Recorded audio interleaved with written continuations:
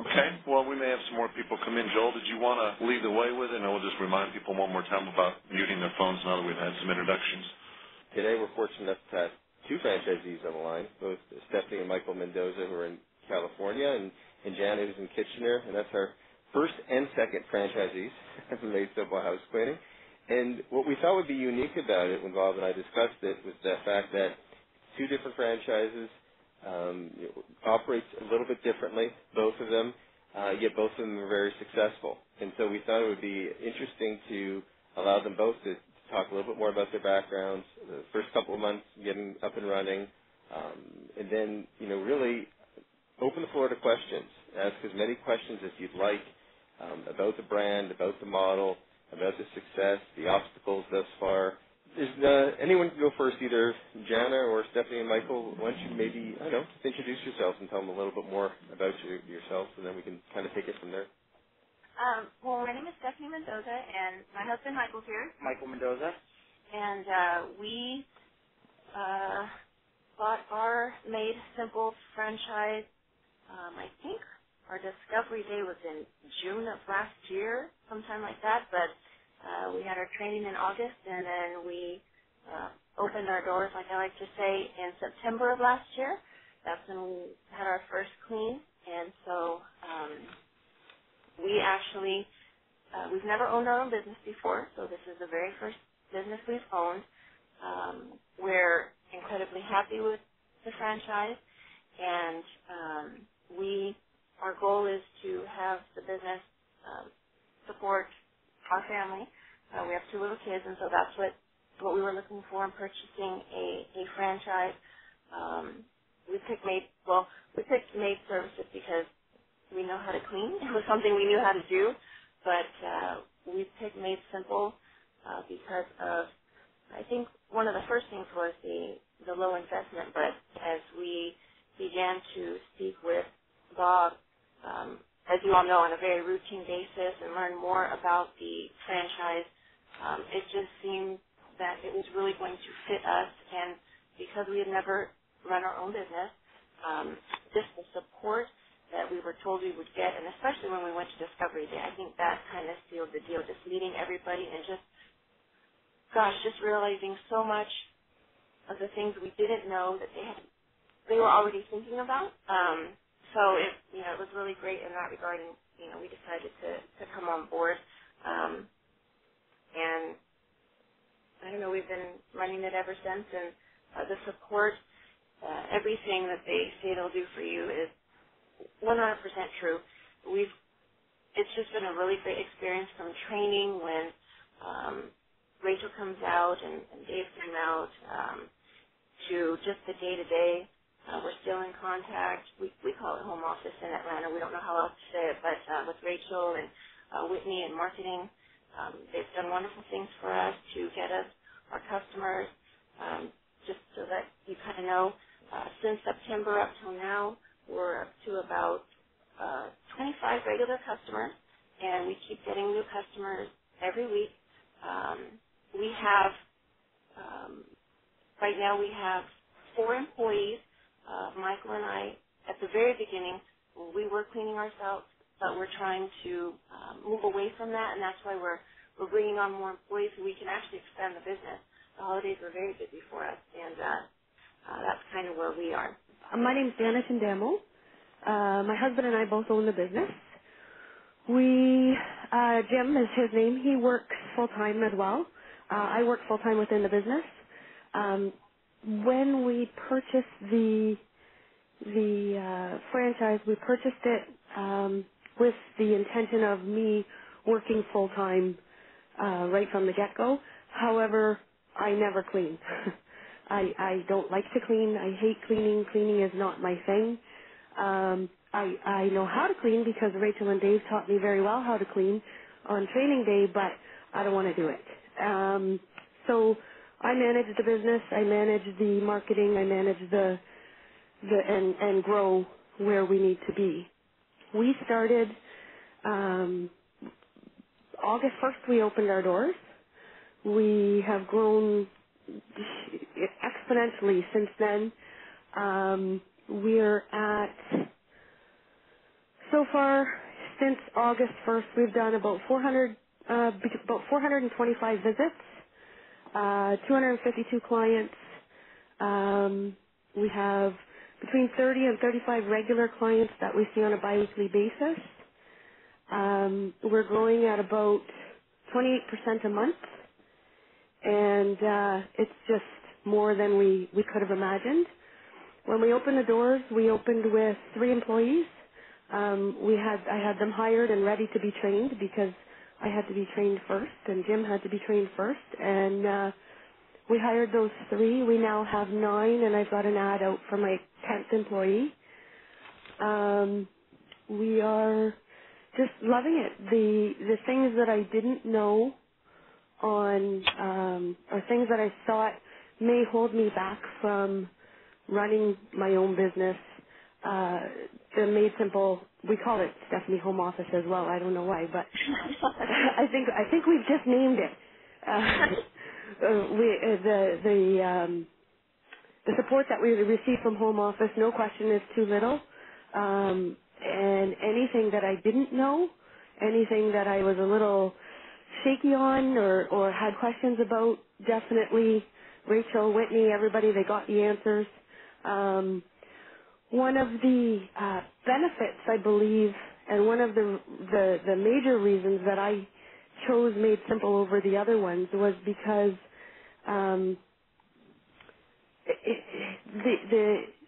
the track record, having Maid Simple be born from Maid Brigade, obviously the methodology works.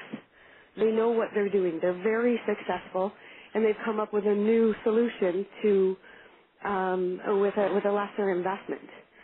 We thought with a lesser investment and looking at the possibilities and the potential that this model had, we decided that, with we looked into the Mollies, the Minis, and all the big ones with the $100,000, $150,000 investments, and you can expect return after 2 years. We looked at it and thought, we could put this little amount of money in and be in the same place as them in 2 years size-wise, but we can keep dropping peanuts in the bucket on the way and have a return on every customer, rather than having to have all of the bells and whistles and whatnot. And we can grow to that and be able to sustain ourselves at the same time.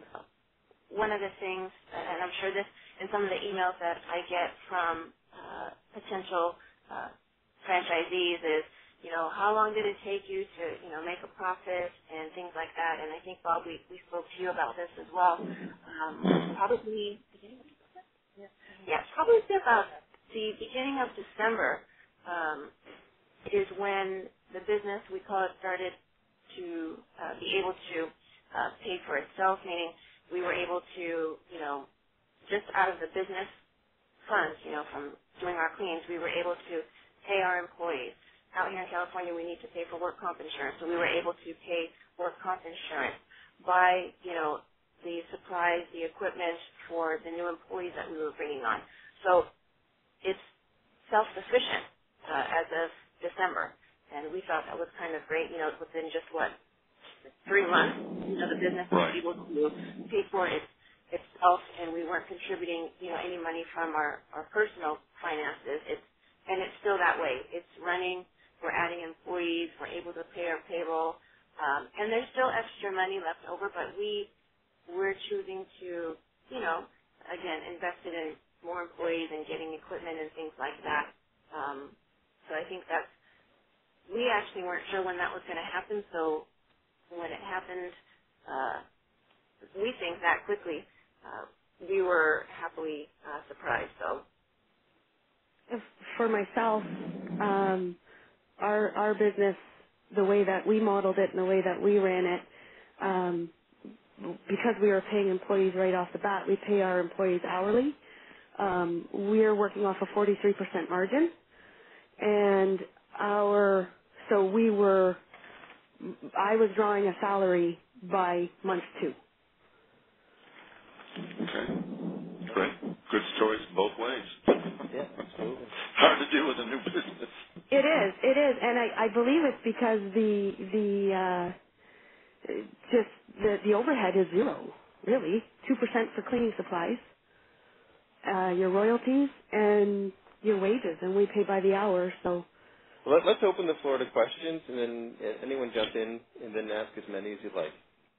It's Casey and Nora in Phoenix, and one thing that I think we're really interested in is, both Jan and Stephanie and Michael have talked about kind of different ways of scaling to the market, and I'd be interested in knowing what both of your approaches were. Janet, how did you get to a very positive cash position in month 2 in which you were able to actually take the money out of the business? And then Stephanie and Michael, what is your approach and kind of what do you foresee your future growth potential as being? I'll start. Like I said, we did some market research, and we're not saturated with cleaning companies. And one of the things that we had to get a handle on and a real firm grasp on was who our competition was. And our competition really isn't the big box ones. We're not competing with those ones. We're not competing with the big huge ones that have been around for 20 years and have thousands of customers. Where our price point falls dictates who our client is. We put out the same service as those people, but it's kind of like the person that wants to buy the really expensive car instead of the old reliable, Ford Focus. I don't know. And once we figured out who our client was and what they were looking for, our targeted marketing became right on point, and it turned out to be Groupon. And when we put a Groupon out, which is the blue collar kind of areas, it just flew out of our hands, and it was in Groupon's hands from there. And figuring out that we were able to offer the things that the gray market can't offer, like call centers, like salespeople, like managers, like somebody other than a partner, but actual employees that are responsible and accountable, offering insurance, offering vulnerability, offering that kind of thing, put us a step ahead of the gray market, but decreasing the overhead and the office space and the salaries and all that kind of stuff that it takes other big box places to run their businesses. They've got to incorporate that in the price. You pay for it in the end. We figured out right where our market was. Can I follow up on that just a little bit then, Janet? Because one thing that my wife and I are doing, and we've been talking to Bob for several weeks now, and we're kind of trying to put together exactly what the business is going to cost us. And one thing, the thing we're struggling with is the marketing piece. And, we want to grow slowly at first and then fairly quickly, and we're trying to figure out what type of an investment that would take to do it the right way. And one thing you mentioned Groupon, and that was really the key to your success. And, we kicked it around, and it really scared me away because it's very expensive to do Groupon. And quite frankly, I'm afraid that Groupon could put you out of business. So how did you approach that? Okay.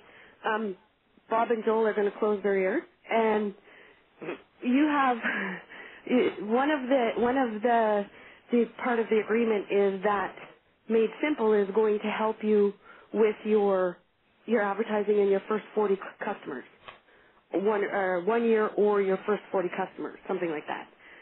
There's no dollar amount on that.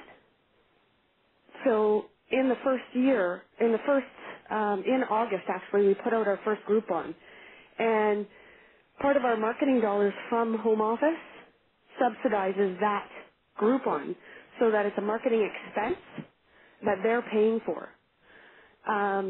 Like you said, it's very expensive. It's just going to cover your employees, really. It's like a 50%. But with the subsidy from the Made Simple marketing dollars, that's where we chose to, and Whitney helped to choose, and Rachel, that's where we've chosen to spend a bulk of money, and it has proven to convert customers into regulars. It's proven to get us new word-of-mouth customers. It's proven to be great advertising because people are commenting on the sites. They're visiting the Facebook. They're on the Twitter. It's generated the kind of conversation we wanted based on not my money. Sure. So then, I hate to dominate, but just one more follow-up on that then. The second thing that scares us about Groupon is an overwhelming response. And did you find that you had the staff to meet the demand of an advertising campaign like that? I assume you did like a 50% off house cleaning coupon or something? We did a three-part special, a 2-hour house cleaning, a 4-hour house cleaning, and a 6-hour house cleaning. Okay. They then purchased whichever one they wanted, and so on and so forth. Our first Groupon, it really did scare me because I was watching it on the computer because it was early in the business. That's really what I had to do at that point. And we had sold something like 88 in the first 2 days. And I thought, wow, what are we going to do with this? But then as they start to redeem them, that's the benefit is it's a coupon that's not guaranteeing a date or a time. It's good for 6 months. And what I found was when you're full, you're full. I've purchased Groupons myself for car detailing, and I can't get it the next day. I've got to get it when there's room to get it. So we bumped up the staff. We had some open spots, and then from there, when people phone, what I'm finding is people are not a lot of people phone for cleaning the next day. Some do, but not a lot. They're planning ahead, and they're okay with, well, when's the first time I can get somebody? So you're not going to do 88 cleanings in one day. This is Stephanie and Michael. If we could just, because I'm sure a lot of the other people too are interested in the marketing. We did a Groupon as well, but it's funny, Janet, to listen to your experience because ours was actually the opposite. We did have Groupon customers, but we found that they were kind of the disinterested customer, if you will. They were just looking to get a good deal on a house clean. Not too many of those converted to regular service, which was the hope when we launched it. We've done, excuse me. Yeah, and actually we did ours around the holidays, so we had a lot of cleans, but again, not too many converted. What we've found success with, and again, this is, Whitney in marketing, in the home office, and Rachel, we've actually done something out here called a Valpak. And what that is, it's an envelope full of, it's an envelope full of coupons for businesses in your particular area, geographical area, like carpet cleaning, restaurant, maid service, and it's just an envelope full of those. We got such a good response from the first Valpak. Those are actually going out on a monthly basis, I think, through December. And then we also did just a regular postcard mailing, and that was something that, people didn't have to open. It was a large postcard that had, our pictures on it, a description of our service, and we've actually got our best response through those 2 items. Michael and I, we actually, our area that we've chosen is where we live. It's a couple cities around where we live, and we've targeted that because we do have full-time jobs, we have kids, so we're trying to stay in the area. And what we're finding and why we chose to open Maid Simple in that area is it's a lot of working-class people, and there's, I don't know how you would classify, probably upper middle class.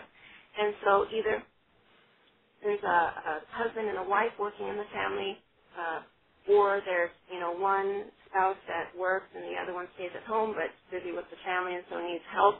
And so we found a lot of our customers, and I think why the Valpak and the other postcard work and maybe the Groupon didn't is a lot of these have told us they don't want the big business, they don't want the Molly Maids, they want to get to know who's coming in to clean their home, and I think that's the beauty of this model. Michael's out there meeting the customers, and so they, I guess, like us or like him, and I follow up, make sure they're satisfied with the cleans. We have the same employees going to their home, which is another big concern for our customers. They want to see the same person they see Michael and I all the time. So I think, that's kind of helped us with the Valpak and the postcard. These are people that are also telling us they're picking our service because we're local. They want to support local business. So that's just been kind of our experience. I think that's really, it's Jana again, I think that's really great, Stephanie, because we also did the Valpak and the postcard and never got one response. We put 105,000 Valpaks out. So I think what it boils down to is know your market, look at your market, and the upside of this model is, I'm sorry, I forget the name of the person that asked the question, is it's not coming out of your pocket. So for the first year, you get to try all those things on somebody else's dime. And you know what? I totally agree, and I can't say enough about the marketing. This is something I really would like all the potential franchisees to know. You have a say in how you're put out there. Rachel and Whitney, they come up with ideas, and you have a say if that's maybe not a discount you want to offer. We've tried waiving the $30 initial deep clean fee. We've tried doing book regular service, get a free refrigerator clean. So, but Whitney and Rachel are always asking us, is this something you're okay with? We're actually doing some grassroots marketing ourselves. There's magazines that come just to our specific cities, and we've gotten those contact numbers. Whitney, is very receptive to put us out through those channels. So we come to her with ideas because they're not going to know, home office isn't going to know what, brochures or what things are in your area. So we've brought some of those things to Whitney, and, they've supported us in trying to get word of mouth out of, for our business out there that way. So they are so open to hearing our ideas, letting you have, not even letting you, they want your input. We get to see and approve everything that's gone out, the Valpaks, the postcards. We got to see the wording on the Groupon, and it's just a good feeling. You get the support, but you also have a voice, and I think that's invaluable. You'll also have a track record, so to speak, by from things that did and didn't work. So you'd have a variety of different things that are being done on your behalf to choose from. Did either of you have an attorney review the disclosure document? We had one that looked at it. He did look at it, and I had somebody explain to me that, the attorney is working for you. The document is written by attorneys that are working for Maid Simple. Two attorneys working for opposite clients are never going to come to an agreement. You know what? I am actually an attorney. I didn't have to pay somebody, and I think when Bob sent it over, it took me, I didn't think he expected maybe us to read it, but I did. I read every line of it, and obviously I wouldn't have let us get, and by us I mean my husband and I, us into something that I felt we were being taken advantage of. I encourage, I don't know if everybody can afford to hire an attorney to actually read it, but like Jana said, it is pretty straightforward, as far as outlining the business and then, your contracts, what's expected of everybody. But again, I would have never let us get into something where I thought that we were going to be, taken advantage of. But I encourage everybody to try to read it or go through maybe the most important part. And, this is a business you're going to commit to. So, I did spend a lot of time reading it, but it was well worth it because I was fully informed going in as far as, what Maid Simple was offering and what was expected of us. Yes, this is Beverly. I have a question. I keep forgetting the names of the franchisees, but one of you said that you pay your employees hourly. Do you mind if I ask what rate you pay at? It's Jana. I pay between $11 and $13 an hour. It depends on the employee and how long they've been with me and how much experience they have and how much they're going to commit to me. Okay, and Stephanie, can you answer the same question for me? How do you pay? Because you didn't indicate if you pay hourly, and if you do, can you tell me how much? Sure, we don't mind. We pay hourly as well. We have our employees, we pay them biweekly. And our very first employee, she came with a lot of experience in house cleaning, and she's actually probably a little bit like part of the family now. She helped Michael and I through those that first month of cleaning when we were getting our ground. So we paid her $12 per hour, but everyone else that we've brought on since, they do have experience, but we pay them $10 per hour. How did you recruit your employees? Were they people that you knew, or did you put out an ad to get the employees? At first, because just the way the Maid Simple was presented to us, for that customer service, and you want to make sure that I don't know. We found that the customers want to feel confident and trust the employees. We first asked all our family and friends if they knew anybody that had experience and wanted to work, and that's how we got our first employee. And then the rest we've gotten from referrals from friends. We actually just placed an ad for an employee in Craigslist, and we got a lot of responses. We were a little hesitant, but during the holidays, our business really boomed, and our relatives and friends, they ran out of referrals, so we had to look that way. And so we're just having, it's a learning process. We're learning how to find employees that we feel we can trust, and that we feel, because we know our customers, we meet them, we see them, and so we want to make sure that we get people that we think they'll feel comfortable with as well, and people that want to grow with us.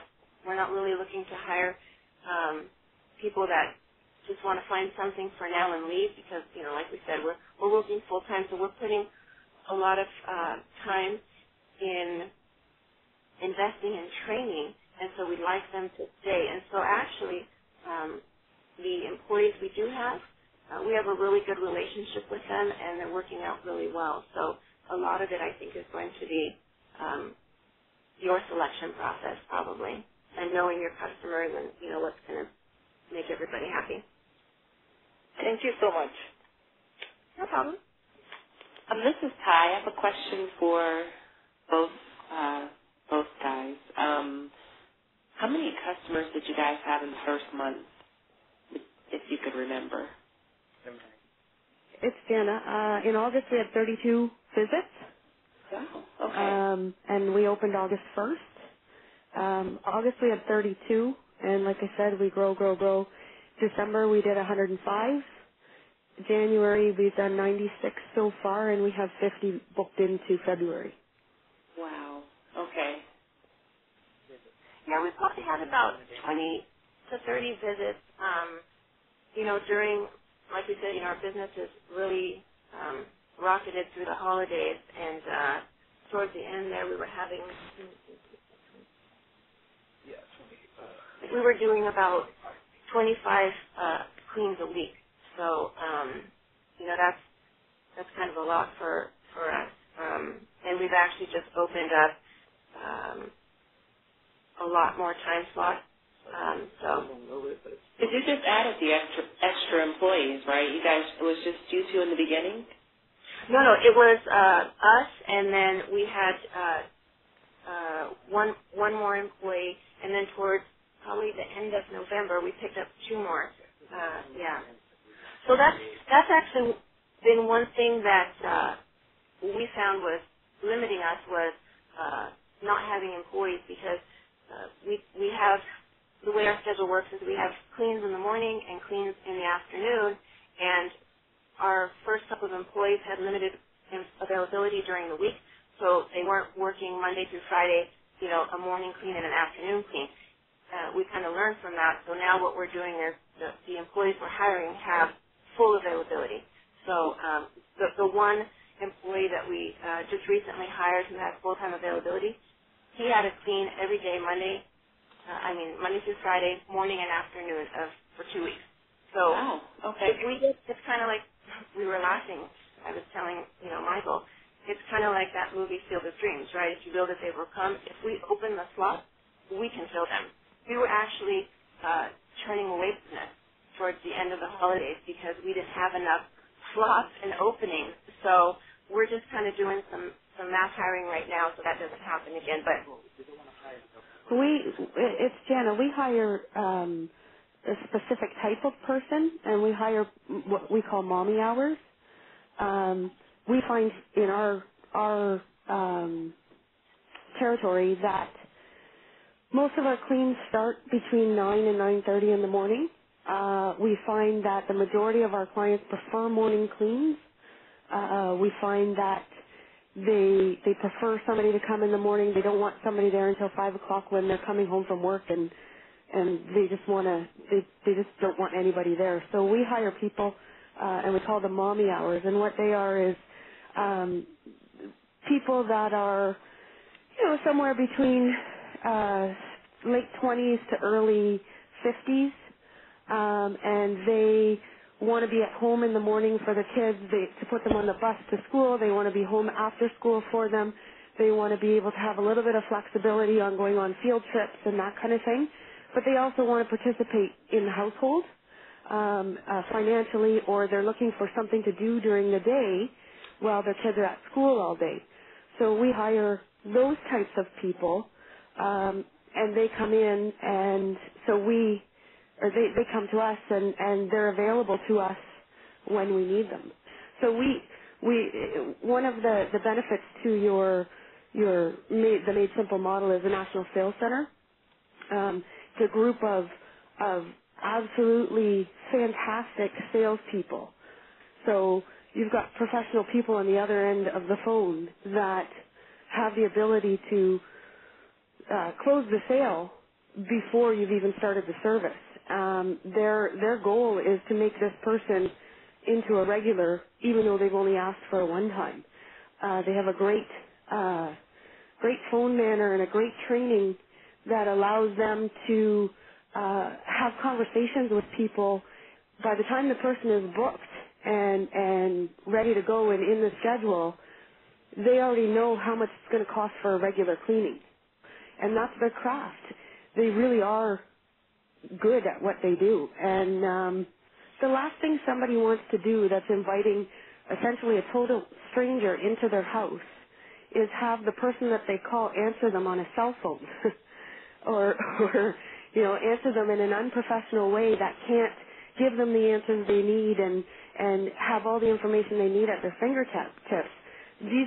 The National Sales Center is creating an element of trust immediately because they're letting the customer know that although a lot of our businesses run out of our home and we are of a lower price point and we are in that range, we do have a very professional persona, and the people on the other end of the phone convey that so well right off the top. They set up the customer right away with the 48-hour cancellation, and they collect the credit card number right away. They collect everything right away so that it's all set and ready to go, and the only thing I have to do is show up.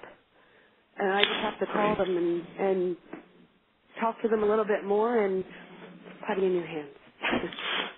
Stephanie or Michael, do you want to add anything on the subject before we go on to another topic or about sales? You know what? I think Jenna made a good point, and it's just the whole model, but the NSC as well, the call center. One of the reasons is, I don't know, the potential franchisees are planning on working too while trying to get it up and running. The only way we've been able to be successful is because, like Jenna said, you really do just have to show up. I mean, after you get your training, and you know how to clean and you have your employees, the call center is, taking all the calls. They're booking your appointments for you, giving you the information that they got from the customers, and then all you do is go and meet your customers and start building those relationships. Whitney and Rachel, they're doing the marketing, and they've just run things by you. Is that okay? Okay, everybody agrees. Great. But it gives you the time to focus on, I think, what's most important, and that's being out there with your customers, and growing your business. So in that way, the call center is just, great. I don't think we could take all the calls and do all the cleanings and schedule all the appointments. It would just be too much. So having the call center there as a resource is great. It is like an extra employee. If I'm out on the road and somebody calls or needs to reschedule, I can have the NSD call them back and reschedule them right away, even though, because I don't want to call them on my cell phone and put them off until later or whatever. I want the one thing that's going to build your business is that somebody answers that phone and somebody deals with it immediately. And at the sales center, you've got people at your fingertips that are going to be able to do that, as well as we've had circumstances with employees that I may be in a meeting or I may be somewhere where I can't answer my phone and they're in a lockout where the client's house isn't open. They can call the sales center and ask the sales center to call the client for them. So it really is, it's priceless. Great. No, that's thank you. I appreciate your all's input on that. Does anyone have questions about any other aspects of the business? Please feel free. There's nothing off limits here tonight, so ask away. Vivian in Phoenix again, and one thing that we're also trying to wrap our heads around is running a home-based business with employees. And we actually talked to Bob earlier today, and this subject came up. And I'd be curious how, I know one of you had employees for a while, and the other team is just bringing them on, but how are you building a sense of them being part of your business when you're doing it out of your house? And how are you meeting with them? How are you getting them their supplies? And how are you dealing with having a real company atmosphere that allows these folks to perform, but then doing it out of your home office? Well, like I said, when Michael and I first started our business, we just had the one employee, and then we brought on a couple. And the way we do it, for the first initial clean for every customer, Michael's there, and he introduces, whatever employee we have, and does a walkthrough. And we give the employees their supplies on a daily basis. We were actually just talking about, because we're getting so busy, that we're going to probably have to give them a week's supply, because he's trying to be at every visit, try to stay true to what, the model is. We see every employee every day they work. They know that either Michael or I will be there on an initial visit with a customer, so they feel comfortable. We do the walkthroughs with the customer, so we make sure that everybody's expectations are on the same page, and then we let our employees do the wonderful job they do, and so that kind of puts them at ease, and they know that we're looking out for their best interest. We tell them if anything comes up, please call us. So we see them every day that they work, and so I think it just helps them bond with us, from the very get-go. And then, we see them out there on the field every day. So that's kind of how we do things. It's Jana. We give our employees enough supplies for the week. And that, they come here on Monday or whenever their first clean is. They come by my house. They pick up their supplies. They leave for the week. They come back at the end of the week. As for one of the benefits of the model is the quality, and Stephanie speaks to that very, very well. The difference between the way that I do things and the way that they're being done there is I don't necessarily drop in at the beginning or the end of the clean because I don't need to. I can be there at any point during the visit. So we have employees that we know have been with us since the beginning. We know they do a good job.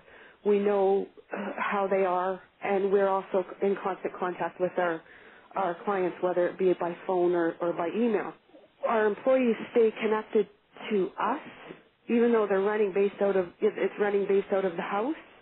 they they see us as often as they would as if we were based out of an office, and we stay in constant contact through texting. So there's several different ways that they can stay connected, and that's just the way that we've chosen and the way that works best for us. I'd like to ask something along that, the same thing. When you initially interview them, where are you doing that at, the employees? I interview over the phone first. So I phone interview everybody first. Once I phone interview them, depending on what kind, if I don't get a good feeling from them on the phone, then we sort of leave it at that. And if I do get a good feeling from them on the phone, I do have them come to the house. We have a room in our basement that is set up for the office, and it's got my desk, and it's got all of the supplies, and there's 10 vacuums down there, and an extra washer, and all that kind of stuff is down there in the basement. So when they come in, they come into my house, and we go straight down into the office. We just pick a spot. I think like we did interviews at a Panera at a non-busy time, and I'm kind of old school. I'm used to, a formal interview in an office, but I'm finding that, people today, it's different. So they're not fazed by that at all. And, it's a little bit more of a comfortable environment, so I think they feel free to kind of be themselves and really ask about the business. But that's just how we do it. I think you have to be pretty laid back and be able to go with the flow and just go with what the day is going to look like. And because the sales center does so much for you, Michael and Stephanie are able to have full-time jobs. I'm able to walk out and be engaged in my community at all times. And it all depends on the model that you're going to adopt and the way that you're going to work things. But your day is as busy as you make it. And I think with this model, your success is as successful as you make it as well. I totally agree. I mean, you can see we maybe do things differently, but it's what works for us. And, once you get the franchise, you'll figure out what that is for you. And it may be something, that you choose a certain way from the beginning, and then you can keep it that way. Or you can change. You can change whatever's not working. And, that's the wonderful thing about it. You can really just tailor it to how you want to run your schedule, your needs, whether it be, financial. That's another thing. I mean, this is what we spoke to Bob about in the beginning.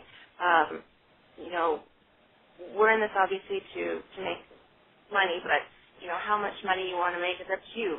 Michael and I, we said we were limited because we realized, wow, we have potentially more customers and we could do more business if we had more employees. If we didn't want to get busier and get crazy, with all the running around, well, then we wouldn't have to. We could stay where we're at. But, we'd like to grow the business as big and as successful as possible. And so, we're finding the way to do that works best for us. And so, everybody out there has that option. And I think that's the beauty of it. And that's the beauty of it being a home business. You're not really locked into having to be somewhere, 8 hours a day and answering the phone. Just all the support you get from Maid Simple makes it easier for you, to do, what you need to do and how you want to do it. Jim and I have spent the last almost 6 months completely engulfed in the business. Now he does a lot of he works full time as well, and he does all the maintenance of the supplies and all the maintenance of that kind of thing, and fills buckets and cleans vacuums and whatnot. But he also, makes phone calls and does customer service kind of things that he needs to do and deals with the staff. But in the end, we're 6 months into it, and not very many people can say, we're going to take a week and go to Cuba in February. You can't really, there's a lot of people that can't say that when they first start a business. I have a question. How much room do you need for your supplies? I mean, I guess that depends on how many employees you have, but, as a general kind of way, if you can answer that. If for myself, how big is a vacuum? And the supplies, it doesn't take up that much room. Yeah, I agree with Jen. It really doesn't take up that much room. It is just a vacuum and a bucket with some spray bottles and cleaning brushes for each employee. So it really does depend on how many employees you have, and then the dusters and the mops, they're not very big. They're a bowl, with a small base. And as far as cleaners, Michael and I, you have one box. We get the cleaners in undiluted, and then we just keep the bottles here and dilute them as we need them and fill the bottles. But that doesn't take up much space. I would like to ask a question, if you don't mind. Jenna, you said that your employees collect their supplies on a weekly basis. So I'm gathering from that, and correct me if I'm wrong, that they have to have their own transportation to get to their appointments, because if they collect the stuff weekly and they have to take it around, then they need their own transportation to get to their appointments. Yeah. Okay. They have their own vehicles and driver's license and insurance and whatnot, and they go to and from. And that's one of the benefits that we have to what I was talking about before with the mommy hours, is we have our cleaners only do one clean a day. Sometimes they do two, it depends, but we then don't have to pay them for kilometers and time in between, because nobody in the world gets paid to go to work or come home from work. Okay. So they drive to their appointment, do their clean, and then they go home. Okay. Thank you. If no one's going to jump in, I can. I have another question. I know you have to run background checks, and what does that cost you? Well, this is Stephanie and Michael. Actually, another resource that Maid Simple provides, because we actually do payroll. They put us in with an ADP contact. I could do it myself, but since I'm busy, I mean, manually, like figuring all the taxes and things that need to go to the employees. But as we're building, I figured I would just, use a service to help me do that, and, we can cut the regular biweekly paychecks to our employees. But they put us in contact with that. They gave us some contacts for background checks. You don't have to use them by any means. I didn't have to use ADP. I didn't have to do any of this. But it just helps, us run the business a little bit more smoothly. We have one particular company that we use that was recommended, and it's about $16 per background check. If you have tons of employees, they've described different plans. I think some, it's, you're hiring at a frequent basis, then, maybe you can pay a monthly fee, but we're bringing on employees slowly but surely, so that's what works for us. I know I was going to ask one question that I kind of wanted to get in. Where do you see yourselves as far as the scalability of your Maid Simple businesses go? Do you have a 1 year or 2 year sort of idea where you'd like to be, or did you have that in mind before you started the business, and do you both feel that you're still on track for that or ahead of it? We had financial projections and whatnot drawn up at the beginning when we started this adventure in August.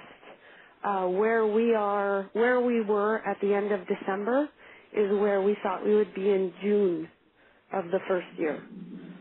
So we're 6 months ahead of track of where we thought we would be.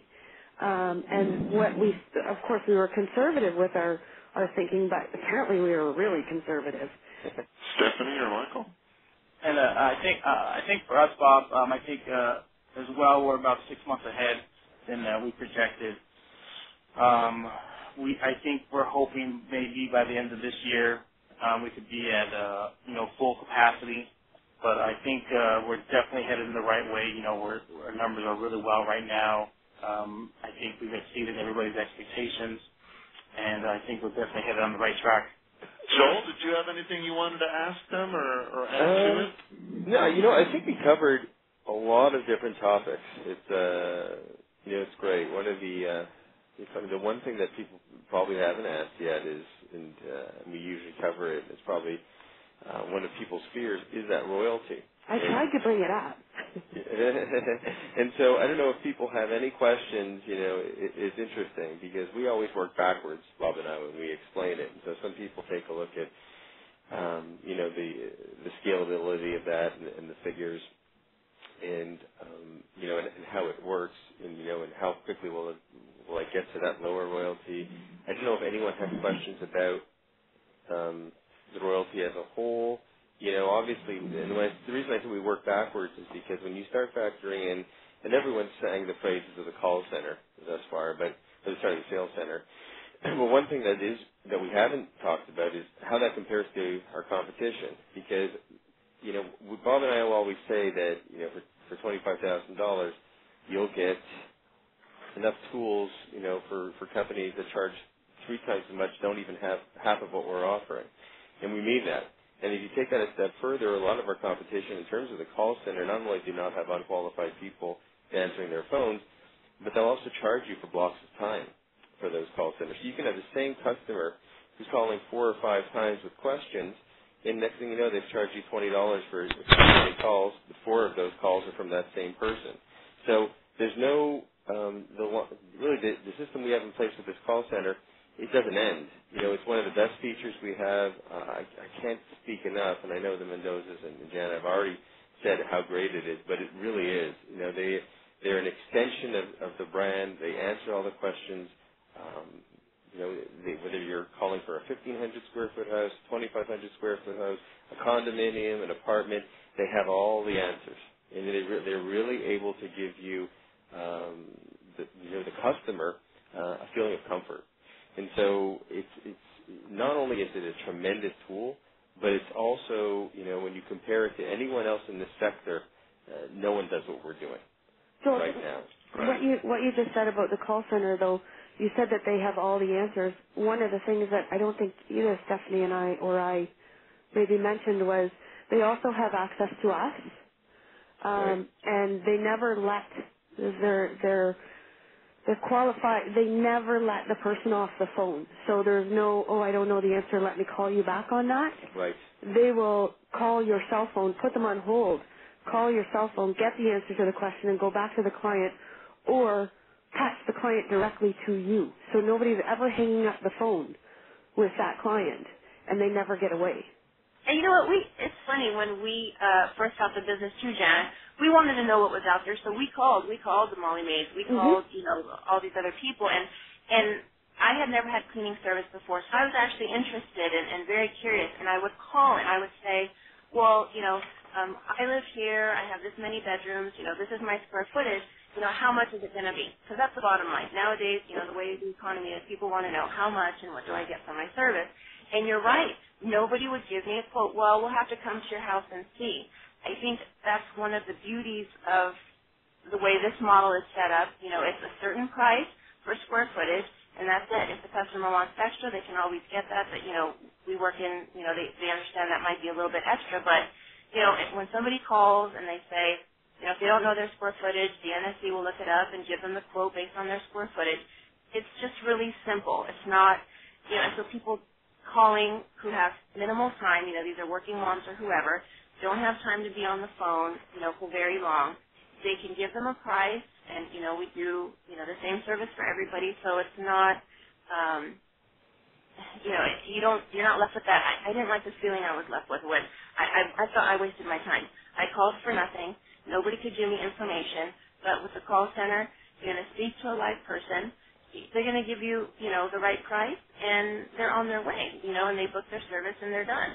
So it's nice and convenient for, the potential customers that are out there looking for a service. So I think that's another thing that probably sets us apart, and that we liked, about the business. But if I could speak to some of the concerns you said that some potential franchisees have about the royalties. In California, we have to pay workers' compensation insurance for our employees, and that can be expensive. But I just want to let everybody know that even with paying the workers' compensation insurance, we had, we took a financing option through Maid. So we do have, a note payment.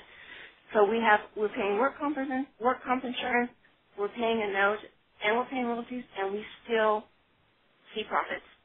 And for some of you that don't have that work comp that really cuts in, work comp is about 20% of what we make. That's huge. So even with everything that, we have to pay out, we're still making a profit. The royalty is actually the smallest part of it for us. And as of December, we were already steering back that royalty as well, 3 months into the business. So this is our experience. So I just want to let you know if that's one of the big things that, bring you, just understand that Michael and I are able to pay for all these other things and still make a profit in the small time that we've been in business. So. And that workers' comp, unfortunately for the state of California, happens to be worse, I think, than any other state, if I remember correctly. Yeah, it is. Yeah. You can make it in California, you can make it anywhere. There you go. Right? But the other thing that is included in that royalty fee is your credit card fees. All of your there's no part of the business that we don't have to ever deal with is invoicing and receivables. Most of our cleans are paid through credit card, and everybody knows that Visa makes their money not only through interest that we pay, but the vendor also pays 3 to 5% of the purchase. Well, we don't pay that 3 to 5% either. So right away, off your top line, if your royalty is at the highest, take 3 to 5% off of that, because if you didn't have Maid Simple, you'd be paying that as well. Any other questions for either of our franchisees? I have one. What is the quote for a basic clean? Like when the customer calls and they say, for example, I have a 2,000 square foot home. I got the impression that there's a basic quote thrown out there, and then is it explained to them that, if they want additional services and it's more, but could you give me some information about what that basic quote is given right then and there? There seems to be 3 basic price points, and it goes off of the square footage, and $79, $89, and $99 seems to be the price point. Anything over and above that, there's also an hourly. If somebody says, I just want somebody to come out for 3 hours, you have an hourly price point as well. So our average clean, average size home is a $99 clean. So $99 a visit seems to be about par. Yeah, and our prices actually I think they'll probably tailor them to where you are in your market. Ours are $89, $99, and $109, and most of our cleans are in the $89 to $99 range. But Jana's right on the money. They know their house, and if they've been quoted a price of $89, $99, or $109, they're told by the call center as to the services we provide when we show up and meet the customer. That's another reason why we choose Michael. He does a walkthrough just to make sure they understand. Okay, on this visit, we'll be able to clean the whole house, but if they want, some of these customers want every inch of their house deep cleaned, and like Jenna says, we tell them, well, that's not going to happen. This time we'll take care of it, and in about 2 more visits we'll have it to that level. If it's something they really, really want, that some people they get construction on their home or they do a remodel of a section. So we'll do a regular clean, and because that area is going to take a little longer, we just tailor a price to that specific task and come back. But they understand that not all that's going to get done the first time. So, I agree with Santa. The customers know their condition of their houses, and they, their expectations are realistic as far as what you can do. And, we just try to educate everybody on, what our goal is for cleaning their house, the first visit. And if they want specific things after that, then we're more than happy. But, that's, again, up to, I think, each owner to decide how they want to deal with that and price those things. Well, I knew coming into this call that we would hear different theories. There's some things that you both agree on, and there's other things that you're doing differently. But to me personally, Joel and I knew coming in that there'd be, we would hear some different things, but we both like that because I think it's a testimony to the flexibility of the model that's been created here. One thing that sounds like everyone has a common agreement on is that they're getting the support and the training and the guidance that they were promised ahead of time, but that you're able to come in and make some decisions for yourself because quite frankly there are franchise models that don't allow you to do and give you the kind of flexibility that you've got in this model. And I've always been a fan of that. If you're going to buy a business, you should have some flexibility with it. So I like what I'm hearing. Thank you, everybody, very much for participating, and thanks for holding it to that specific, Jana. We appreciate it. Good night. Thank you. Thank you. Good night. Nice meeting you, Joel. Thank you. Good evening.